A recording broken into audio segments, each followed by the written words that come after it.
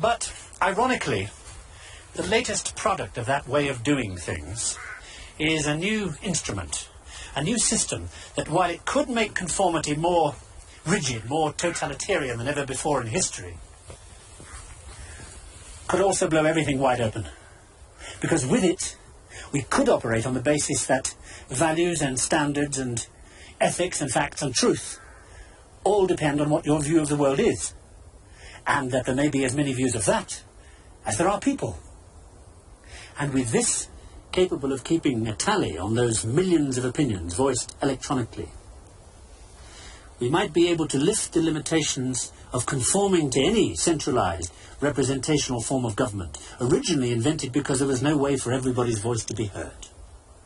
You might be able to give everybody unhindered, untested access to knowledge, because a computer would do the day-to-day work for which we once qualified the select few in an educational system originally designed for a world where only the few could be taught. You might end the regimentation of people living and working in vast, unmanageable cities, uniting them instead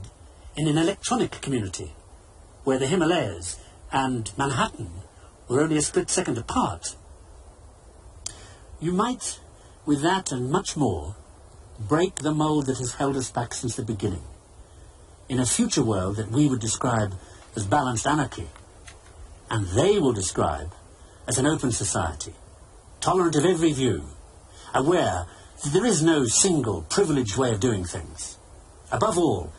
able to do away with the greatest tragedy of our era, the centuries-old waste of human talent that we couldn't or wouldn't use. Utopia? Why? If, as I've said all along, the universe is, at any time, what you say it is, then say,